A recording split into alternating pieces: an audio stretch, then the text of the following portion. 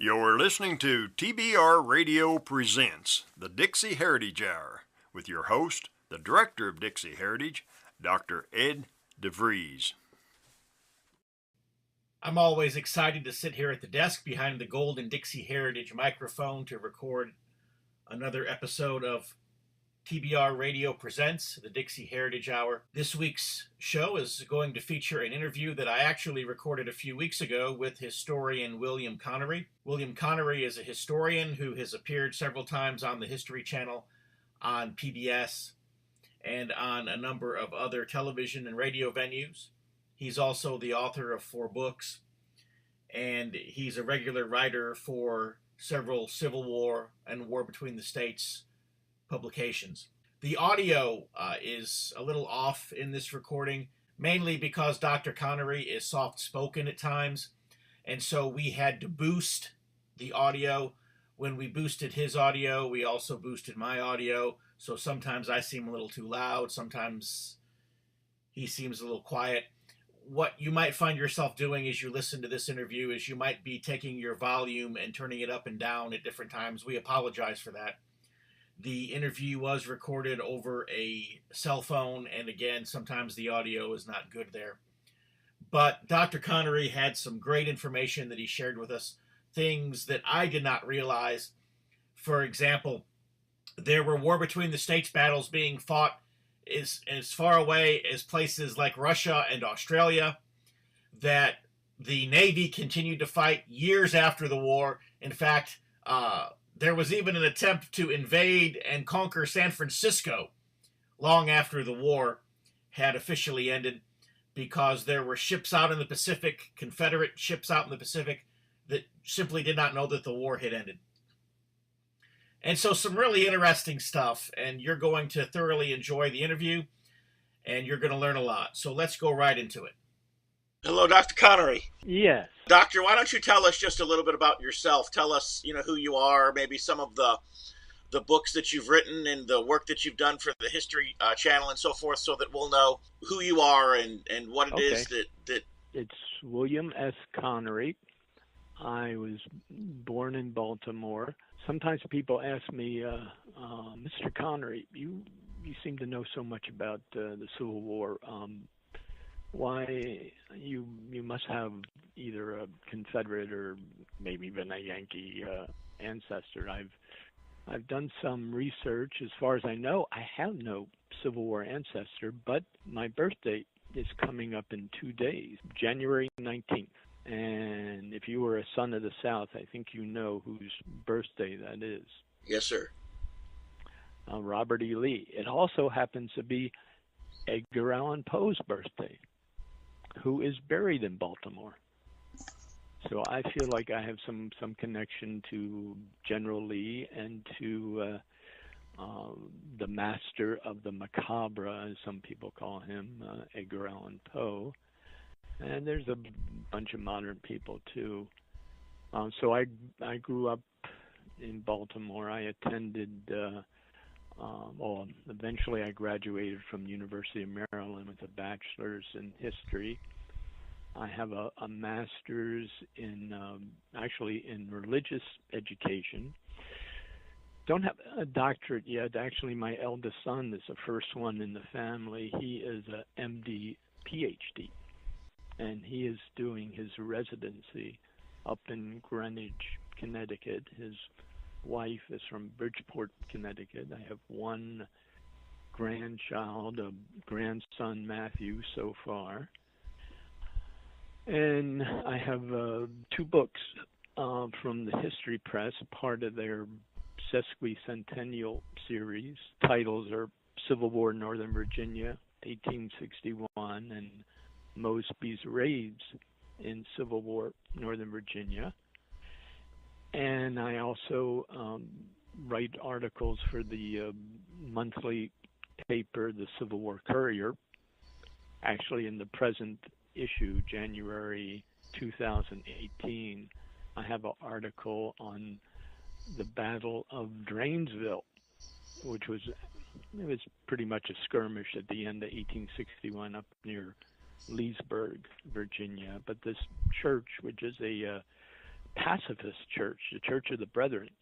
Every year they have a service to commemorate the battle, and it's quite striking because at the end of the service they have like 50 candles set up on the altar, and they read. There were about 50 men, Confederate and Union, who were killed in this battle, and as they read each name, John Smith, the person on the altar snuffs the candle out. So, it's like the person's life is snuffed out, and then they read each name and they snuff out the candles until the church is dark, and then someone comes up the aisle with a single lit candle, representing Jesus as the light of the world that cannot be put out. The latest issue, I had an article on that and about the Battle of Drainesville. I speak to various groups from Gettysburg down past Richmond. As a matter of fact, tonight I am speaking in Salisbury, Maryland, to the General Elzey camp of Sons of Confederate Veterans there. I mainly speak to Sons of Confederate Veterans, to the United Daughters of the Confederacy, and my first book, Civil War in Northern Virginia, 1861, I was awarded the Jefferson Davis Historical Gold Medal for my research for that book, and I did not set out to give a Confederate or Union viewpoint. I like to call my research the Joe Friday, if you remember the old Dragnet program. Yes, just sir. The facts. Just the facts, ma'am. Just the facts. Don't put any flowery stuff on it. Just give me the facts. So that's what I try to do in my books and my talks and the articles. Well, one of the facts that I had read in one of your articles was that the war between the states did not end when most people think that it ended. Yeah, actually, it's kind of a misnomer that people, when you ask, you've heard about the Civil War. Oh, yeah, that happened when Robert E. Lee surrendered to General Grant at Appomattox Courthouse. And the fighting pretty much ended then, but that was not the end of the war. Actually, General Joe Johnston was still fighting Sherman in the Carolinas, and he did not surrender until April 26, 1865, about 2 or 3 weeks after Lee surrendered. That was not the end. President Davis was still trying to get out west to set up the Confederate government again, and he was captured in Georgia in May 10th, 1865. That was not the end. June 2nd, 1865, General Edmund Kirby Smith surrendered a Confederate army to Union forces, and most people agree that the final surrender was when General Stan Watty, who happened to be the first Native American general in an American government. People forget. I like to remind people that a lot of people had those Confederates. They were all white Anglo-Saxon Protestants. No. First Native American general was Cherokee Stan Watty. The first Jewish Secretary of State in an American government was Judah Benjamin in the Confederate States government. Now, there were some people like Edmund Ruffin. He refused to accept anything. Actually, Edmund Ruffin, who is according to tradition or folklore, fired the first gun towards Fort Sumter in April 1865. June 19th, 1865, he was staying with his son and his daughter-in-law. He went up to his room, his office, with a rifle and a forked stick. And he wrote, "And now with my latest writing and utterance, and with what will be nearer to my latest breath, I here repeat and would willingly proclaim my unmitigated hatred to Yankee rule, to all political, social, and business connections with Yankees, and to the perfidious, malignant, and vile Yankee race." And some of us would say, "Oh, Mr. Ruffin, tell us what you really think about the Yankees." Upon which he stuck the rifle in his mouth, had the trigger cocked, took the fork, because it was one of these musket rifles, and blew his brains out because he did not want to live under the Yankees. And of course, some people say the war has never ended, and in various parts of the world, people actually celebrate the Confederacy.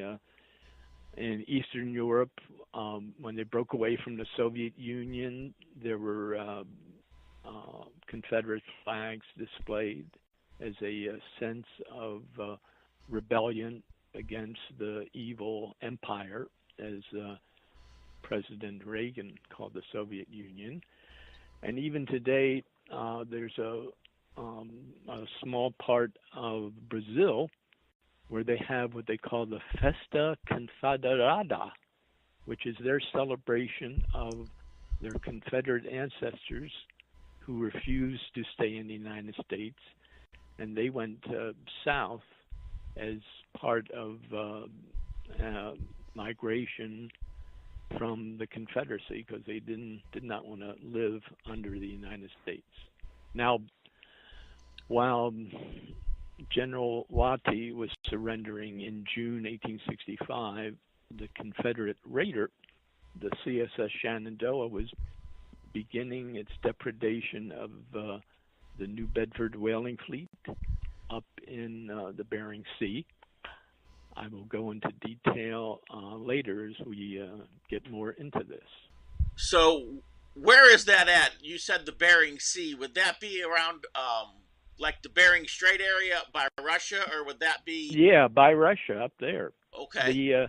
The New Bedford whaling fleet had pretty much exhausted the whales, and the whales they're very smart animals. They had migrated up to the Bering Sea and actually into the Arctic Ocean. Also, they were aware that there were still Confederate raiders out there, and they thought it was impossible for a Confederate ship to make it up to the Bering Sea. So now, where was the New Bedford Navy from? What country was it from? Well, they were privately owned ships, but they were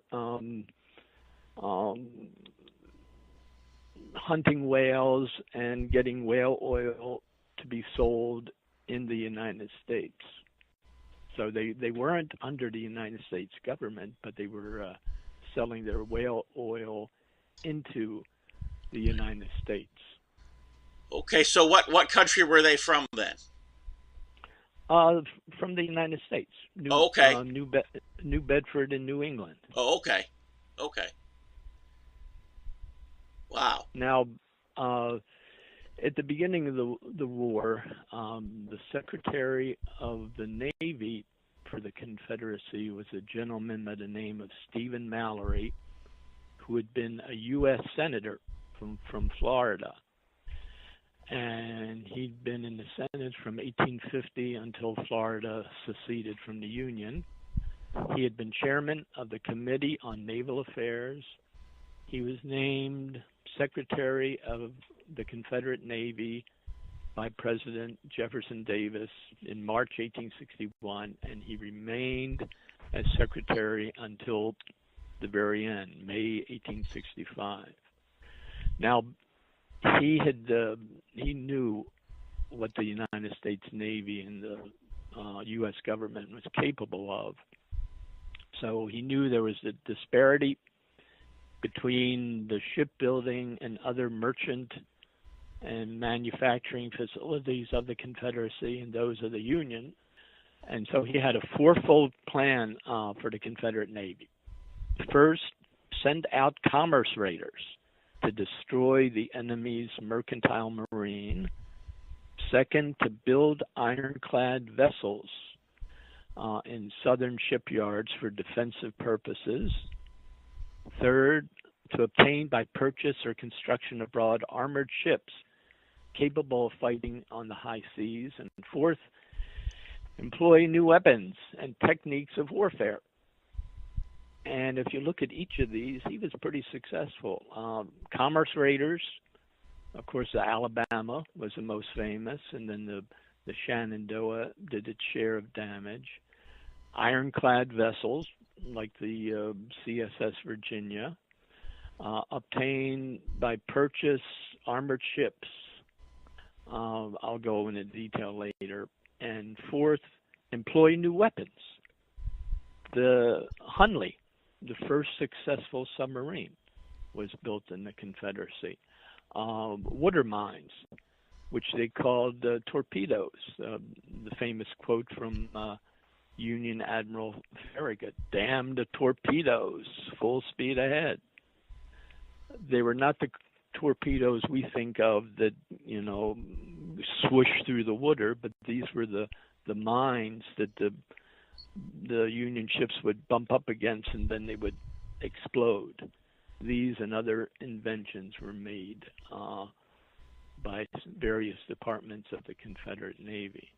And so the ships that you were talking about, I'm assuming that they were made in foreign countries, that they had to be obtained from foreign shipyards?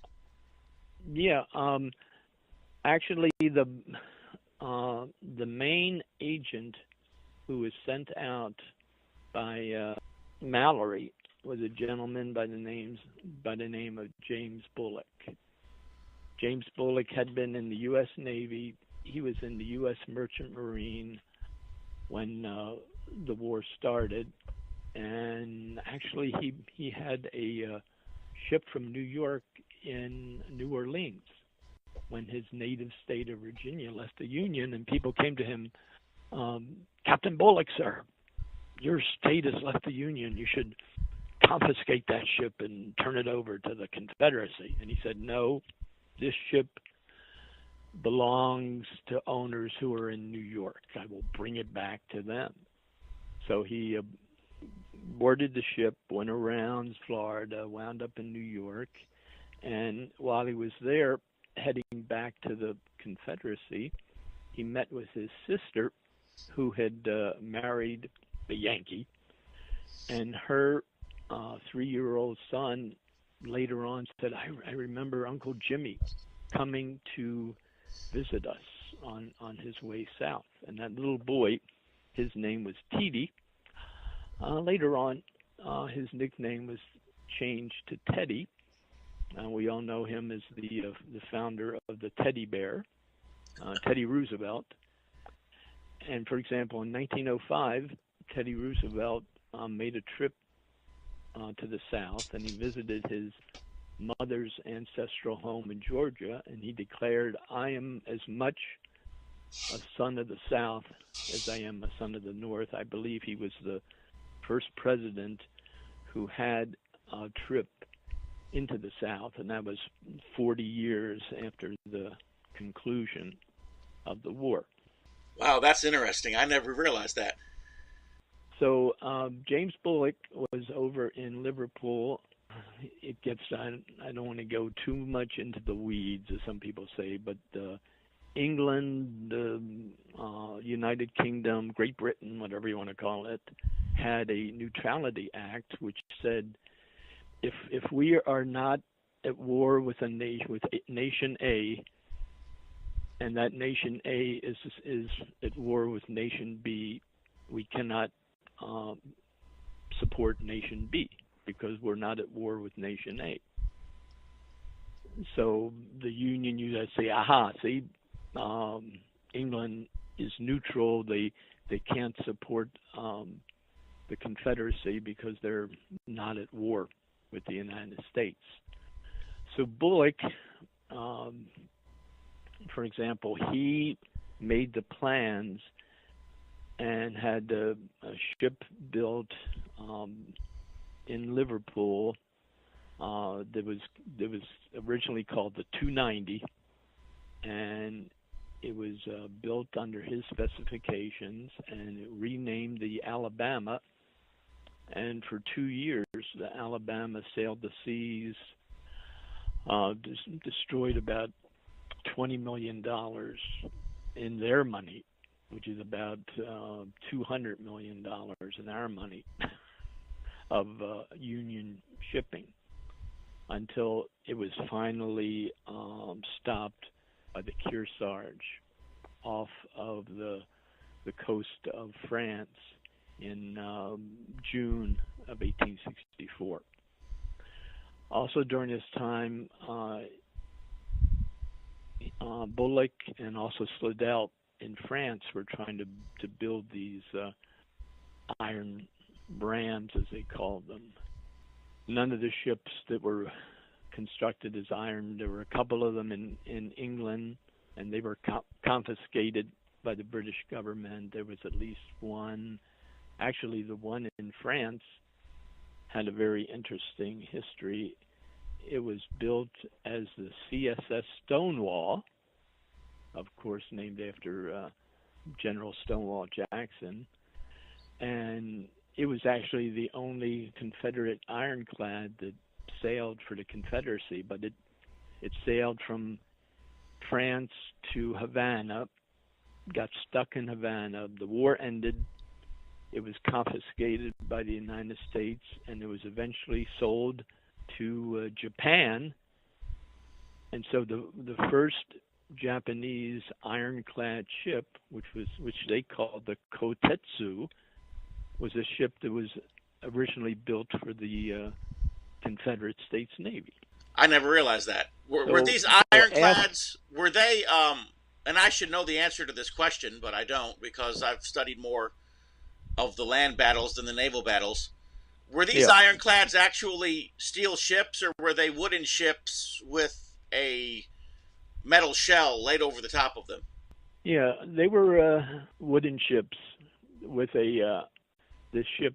The Stonewall was completely encased in iron, so it was, and it probably had an iron frame too. So for all intents and purposes, it was a not just a steel-clad ship. It was a pretty modern ship. But so then, technologically, it was far ahead of its time. Oh yeah.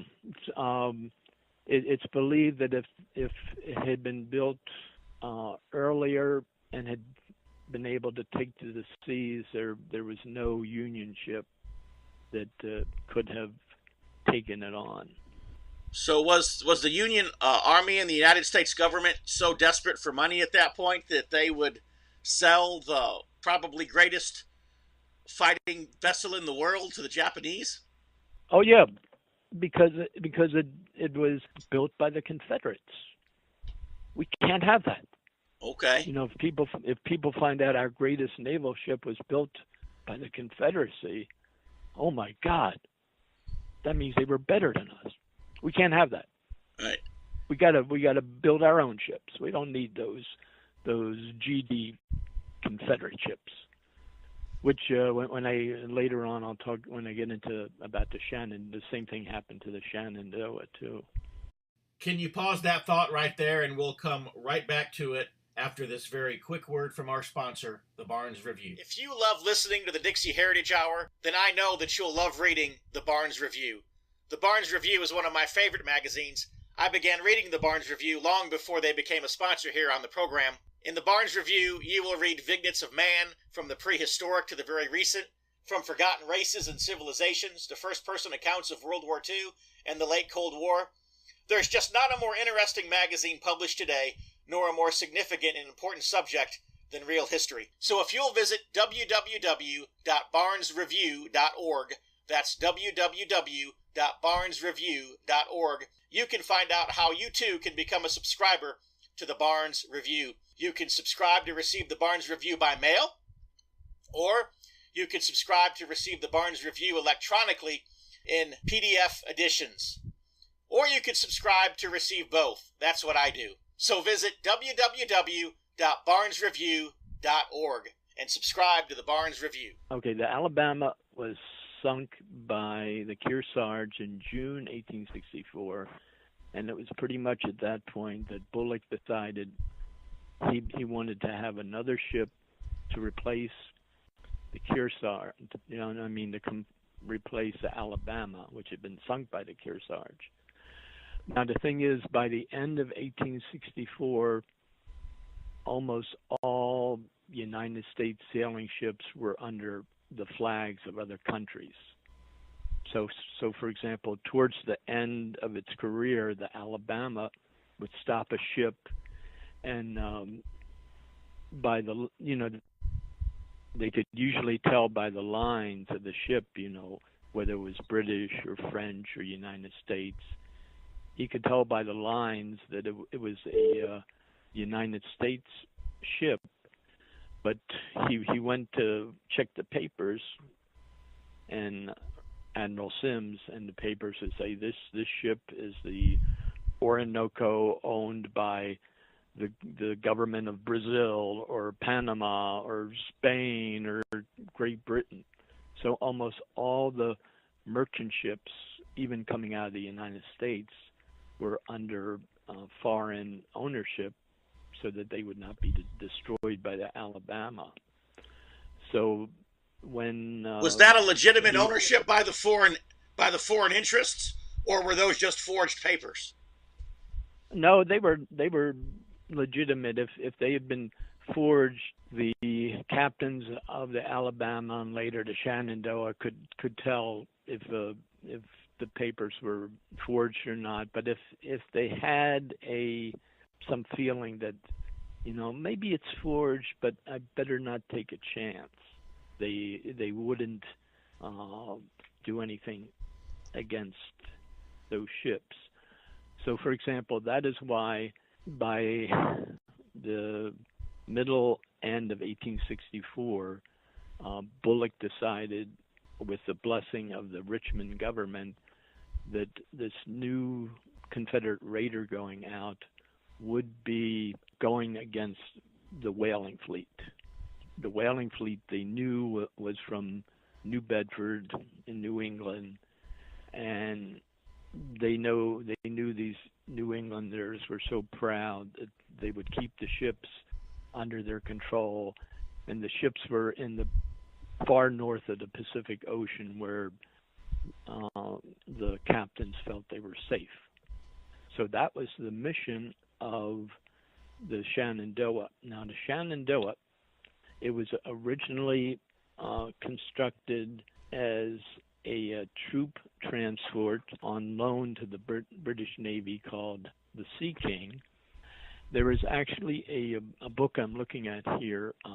The title of the book is The Sea King, which is a biography of the Shenandoah and its captain, Captain James Waddell, and it's kind of a play on words, that the Sea King as the original name of the Shenandoah, and also Captain Waddell as the Sea King, as commander of the Shenandoah.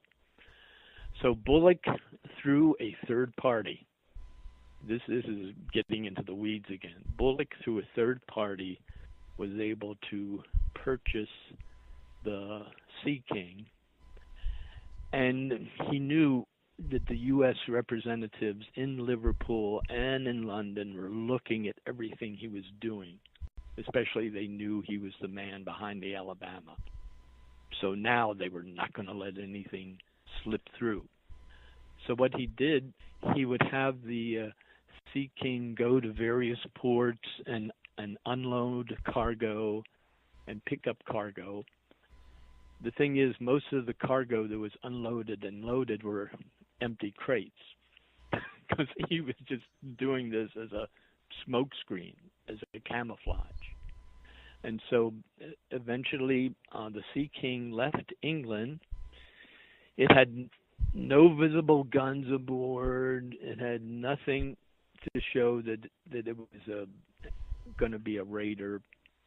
He had the ship go down to the Madeira Islands, which are off of the north coast of Africa. He had purchased another ship, which secretly, that he loaded up with guns and revolvers and cannon, and they met up off of Madeira. And I'll give you some of the, if there's people in the audience into the Navy, the specifications for the Shenandoah. It was 230 feet long, 32 and a half feet wide at the beam. It had a 20-foot draft. It was a fully rigged composite ship. I don't know if, I know none of these ships exist here in the United States. I believe there may be one in England, in a Southampton or someplace, in a Naval museum. But a composite ship meant it had full sails, 3 masts, and it also had a auxiliary steam engine with a propeller. So if there was no wind, it could go under steam. But the thing is, under steam, the ship only went 8 knots, about 10 miles an hour, but under sail, it could go 16 knots, close to 20 miles an hour. So it was what was called a clipper ship, very fast, very smooth. And for its armament, it had 4 8-inch smoothbore cannons, 2 12-pounder rifled cannons, and 2 32-pounder cannons. So even as a raiding ship, it was pretty well armed. So it loaded in Madeira. Captain Waddell tried to get men aboard. It should have had a complement of between 100 and 120 men. When they left Madeira, it had a complement of about 50 men. It was over half undermanned. But some of those men, one man was Irvine Bullock, who was James Bullock's half-brother. And actually, President Teddy Roosevelt used to tell the story, when the Alabama was sunk by the Kearsarge, my uncle Irvine was the man who fired the last gun off of the Alabama. So see, Teddy Roosevelt, even though he was born and raised in New York City, he had no problem being proud of his Uncle Irvine. And Teddy Roosevelt also, he wrote at least half a dozen books. His first 2 books were a history of the United States Navy in the War of 1812, and he dedicated it to my uncle, James Bullock, retired U.S. Navy. He did not mention that his uncle had been deeply involved. Actually, Irvine and James, these 2 brothers, they stayed after the war in Liverpool, and their graves are in Liverpool. And the listeners, you can do a web search, When Liverpool Was Dixie. There is a website dedicated to what the Confederacy did in Liverpool during our Civil War. So that's interesting. So the Shenandoah starts on its cruise. It stops a few ships, and as I mentioned before, the captain would go on the other ships, check their papers. If the ship he knew was a United States ship that had United States papers, he would transfer all the people onto the Shenandoah. Their goods, like canned goods, they had salted beef or whatever his crew could use, and then he would burn this other ship. So he sailed around South Africa, and there was a story given that they were going through the Indian Ocean, and Captain Waddell would get up at night, and he told his men, there's something wrong with the ship. Check everything. So they did a cursory. So, sorry, sir, couldn't find anything. He went back, tried to get to sleep. He said, it's the propeller. There's something wrong with the machinery. Have a very thorough look. So they went in and they took the cover off of the rod connecting the propeller with the engine, and they discovered that the rod had been welded together. And that's what was wrong. I was making the noise that the captain, some people say, a captain is married to his ship. Waddell was married to the Shenandoah. He knew all the creaks and groans, and he could tell that there was something wrong with the engine, and it was the shaft. So what happened was they went through the Indian Ocean, and they wound up in Melbourne, which is the second part of this talk I give. When did the Civil War really end, and what did Australia have to do with it? Well, for 1 month, January to February 1865, the Shenandoah was laid up in Melbourne. Actually, if you do a web search for CSS Shenandoah in Australia, the only known photograph of the Shenandoah was taken in all places in Melbourne, Australia. And even there in Melbourne, there was a United States Consul who tried to get the ship impounded and failed.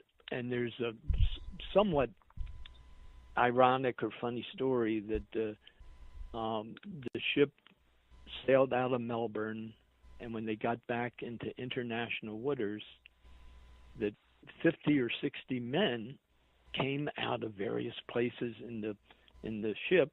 The captain, the first mate, wrote in their diaries, "We are shocked."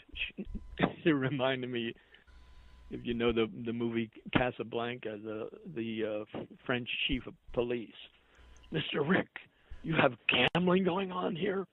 I am shocked. Give me my winnings." Yeah. So actually, the men, while the ship was being repaired, were enjoying daylight and night life in Melbourne, and some of them were trying to convince sailors to come on board the Shenandoah, which was technically illegal because at that point Australia was part of the British Empire. And so when they left Australia, and all of a sudden these 50 or 60 men come out, and we're shocked. We had no idea. Actually, they did, but they had to write something to cover their butts and their official logs. So they went up into what's now Micronesia, the southern Pacific islands. They found a place where there were 4 whalers holed up there. They burned them in the harbor, and they sailed up past Japan, what was called the Sea of Atusk near Vladivostok, and they found 1 whaler there, and the whaler inadvertently he said, where are the rest of the whalers? And he said, oh, they were over in the Bering Sea. Uh-oh. So they sailed back up into the Bering Sea, past the Aleutian Islands, and he found about 24 whaling ships there. There were no Union gunboats to protect them. He rounded them all up. He actually captured 12. Some of them escaped up into the Arctic Sea, so he captured 12 of them. He burned 9 of them and took all the men and supplies and put them on the 3 remaining ships. There were illustrations in like the New York Times, the New York World, Frank Leslie's Illustrated, of ships on fire and people, hanging on the rails, burning. Complete nonsense. So calendar-wise, when did this take place? What month and year? It was June 1865, almost July, right after Sam Watty had surrendered the last group of Confederate soldiers to the United States. If you want to give April as the the actual pretty much end of the Confederacy. Let's see, May, the jig had been up already 2 or 3 months. And so what you're saying then is that long after even the last of the holdouts of the ground forces had stopped fighting, the Navy was still fighting and was still sinking Union ships. Yeah. Actually, at one point, it had received newspapers that said General Lee had surrendered. But in the same newspapers, there was a letter from President Jefferson Davis saying if there are any ships, if there's anybody out there still fighting, fight on. Many of these ships, the whaling ships that were burned, the men said, the war's over, the war's over. And Captain Waddell and his officers said, we can't believe you lying Yankees. So if there's any tree huggers in the audience, you should appreciate that because of Captain Waddell and the depredations of the whaling fleet, whale oil was almost completely destroyed. The price went sky high. But just a few years before, there was something called kerosene that had just been cracked from this oily gunk that was coming up out of the ground in Pennsylvania called petroleum. So due to the depredations of the Shenandoah, whale oil was almost completely done away with, and now people lit their houses and things with kerosene, which is still used up to the present day. Now, after getting rid of the pretty much the New Bedford whaling fleet, Waddell, well, there's one interesting story. They were going through the Bering Sea. There were icebergs, even in June and July. And at one point, the Shenandoah rammed into an iceberg. But luckily, it had not been going fast. Captain Waddell threw the engine into reverse, and they backed off. And actually, the most famous ship that ran into an iceberg was the Titanic, and some people who studied the Titanic now say that if the Titanic had ran straight on into that iceberg, it would have survived. It would have just damaged the bow of the ship. But because it tried to avoid the iceberg, and the iceberg scraped under the waterline and opened it up, and it sunk in about 2 hours. Waddell was able to save his ship. It had copper sheeting on it. It was pretty strong. So they're going down the West Coast, and he says, aha, before the war, I was on board a United States ship in San Francisco. I've got an idea. Let's attack San Francisco. Now, I think what is going on in at this point, what is San Francisco most famous for?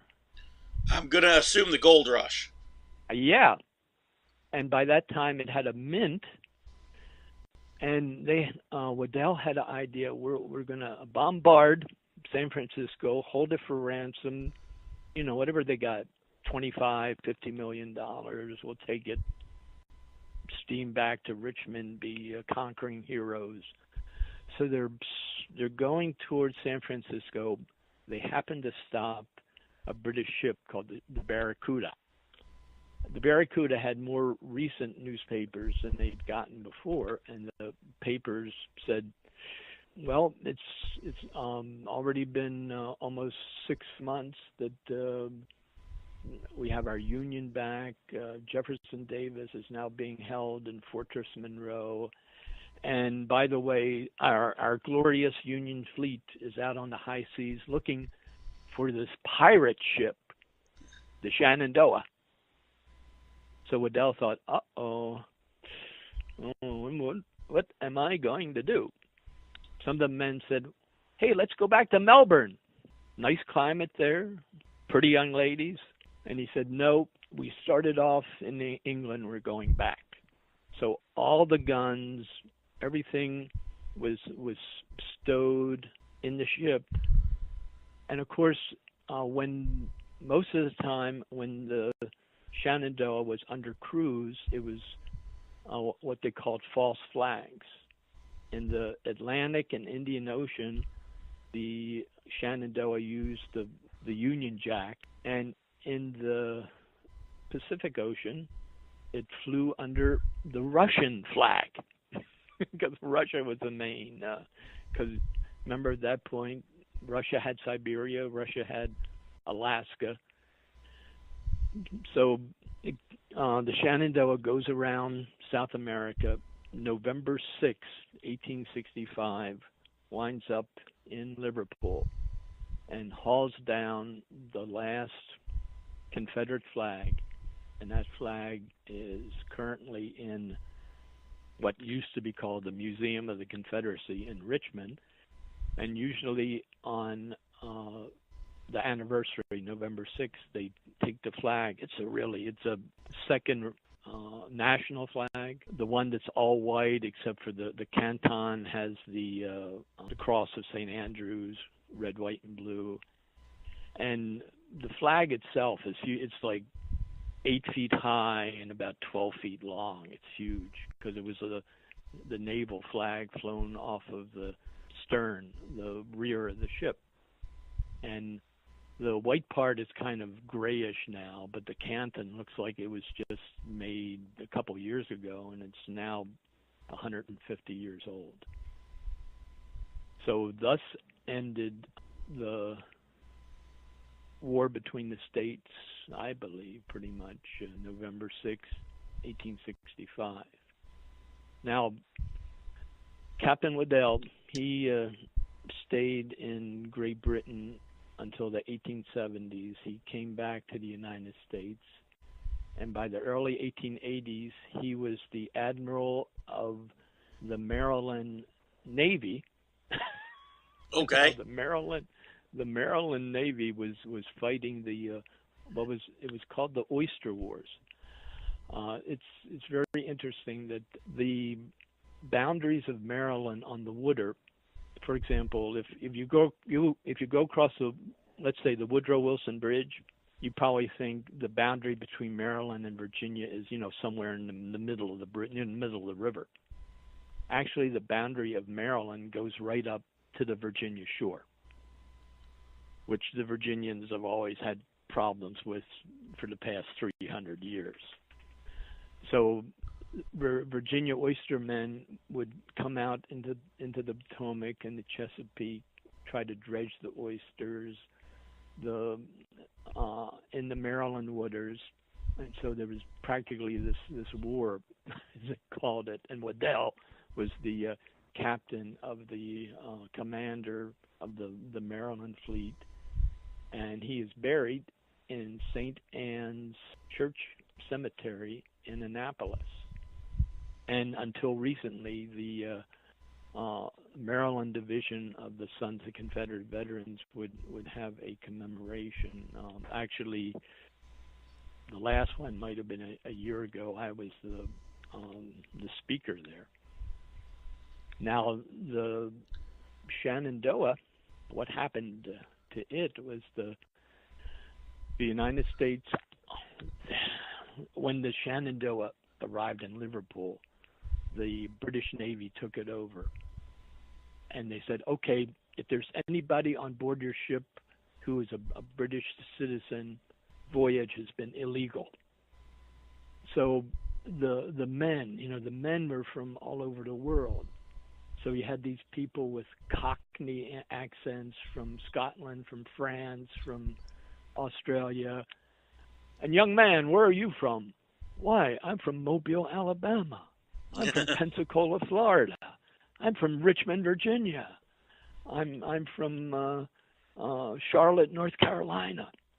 They were all schooled to say that they were from someplace in the now defunct Confederacy. So by the time the American Council, which is another side, the American Council was Charles Francis Adams, and he's considered one of the best diplomats the United States ever had, especially during the war.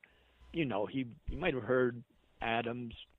Just so happened his father was John Quincy Adams, his grandfather was President John. So two of his immediate ancestors were presidents of the United States, and he'd been picked by President Lincoln, and it was almost like a undeclared war between Charles Francis Adams and James Bullock. Francis was, of course, in London. Bullock was in Liverpool, and it was like an undeclared war, who could outsmart the other one. So by the time Charles Francis Adams sent somebody to the ship, everybody was gone. But the ship was confiscated. They tried to get it back to the United States in the middle of winter. It came back after about a week. All the sails were shredded. Couldn't make it through the North Atlantic in the winter time.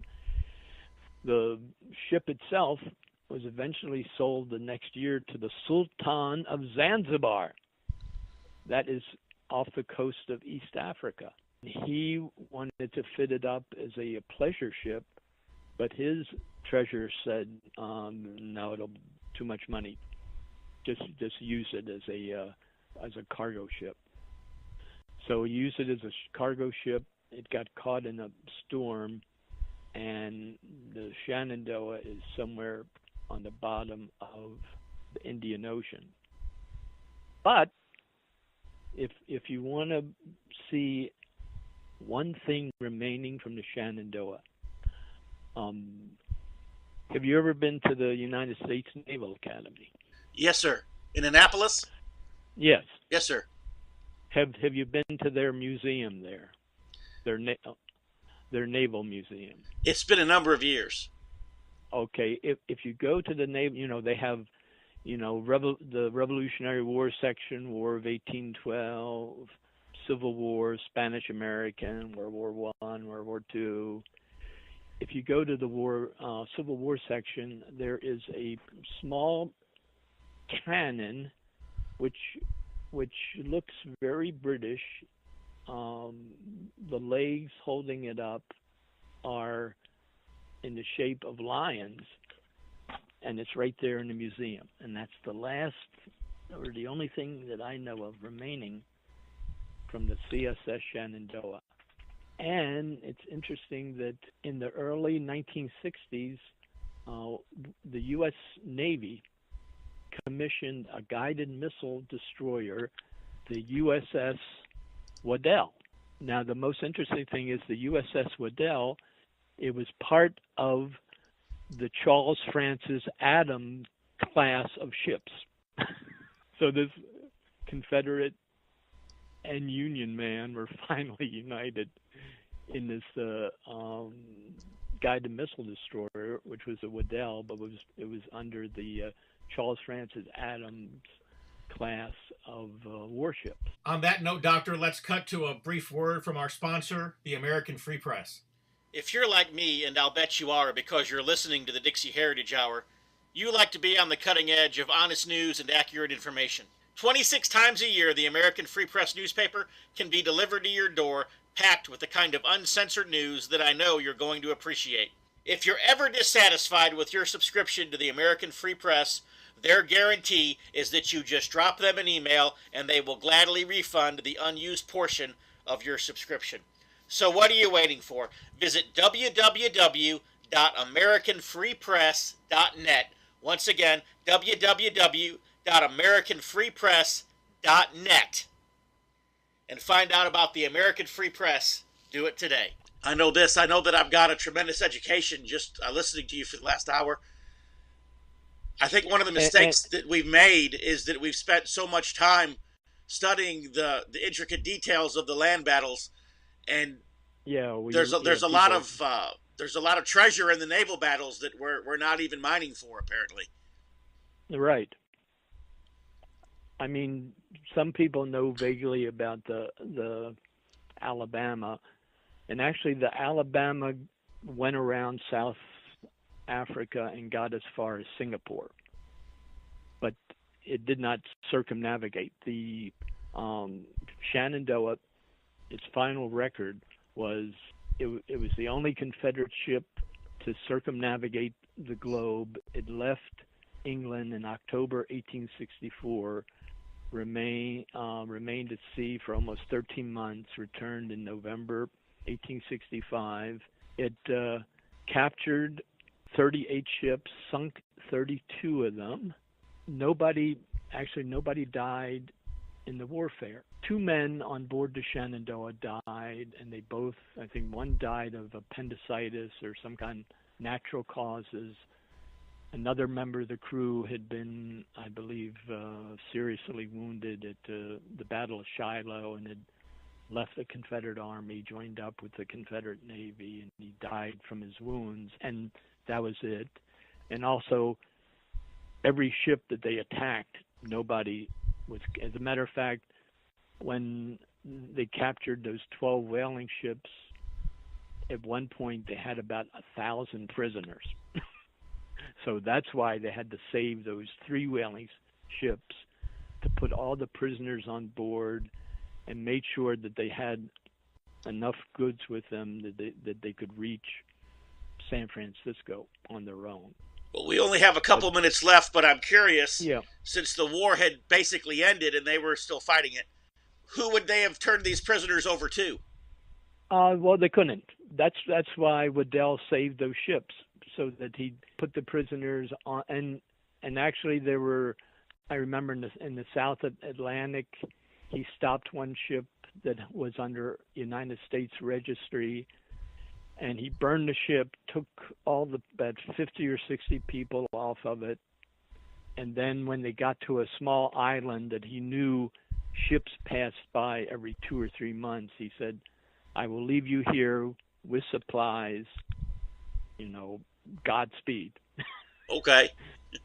He wouldn't just throw them overboard or dump them on some, unknown island. He would leave people where they were in the shipping lane, so he knew every couple months a ship would come through, and they would within a reasonable time, because his goal was to destroy United States shipping, not to kill people. Right. So I guess you can say it was pretty much the end of chivalry in the Navy, because I believe from World War I, with the U-boats and everything, ships were sunk, and good luck. Nobody was or very seldom were, especially the Germans, would not pick anybody up. Just sink the ships and sail off in their undersea boats. But like I mentioned at the beginning, if people can contact me mainly through email, william.connery@verizon.net. And if people are interested, like I have a PowerPoint presentation on this talk on the Shenandoah, also on my 2 history press books, Civil War Northern Virginia 1861 and Mosby's Raids in Civil War Northern Virginia. I have another talk under the title Honoring President Robert E. Lee. In other words, what General Lee did after the war as president of Washington College. Again, I think most people, Lee surrendered and then he just disappeared. No, he lived another 5 years, and he did a lot of work binding up the wounds of the nation. I have another talk on what happened at Fort McHenry in Baltimore Harbor during the Civil War. And President John Tyler in the Peace Conference. John Tyler was the only president ever declared a traitor. Okay. Because he was elected to the Confederate States Congress. He was the only ex-president at that time that supported the Confederacy. And he died in 1862, and there was no monument placed on his grave in Richmond until 1916. People can hold grudges, as we see, for a long, long time. I know I've enjoyed our conversation, and I look forward to seeing this broadcast here in the next few weeks. Okay. Thank you very much. All right. Thank you, sir. God bless. You too. Bye-bye. Bye. That's about all the time that we have this week for TBR Radio Presents, the Dixie Heritage Hour. I hope that you enjoyed listening to the interview with historian William Connery. I know I certainly learned a lot. I'm sure you did too. Please go to our website, www.dixieheritage.net, Click to receive a free copy of our weekly newsletter, a free copy of my ebook, The Truth About the Confederate Battle Flag. You will not be charged for either. We want to give them to you freely. And as always, we thank you for taking the time each week to tune into TBR Radio Presents, the Dixie Heritage Hour. I look forward to being with you again next week. Until then, God bless.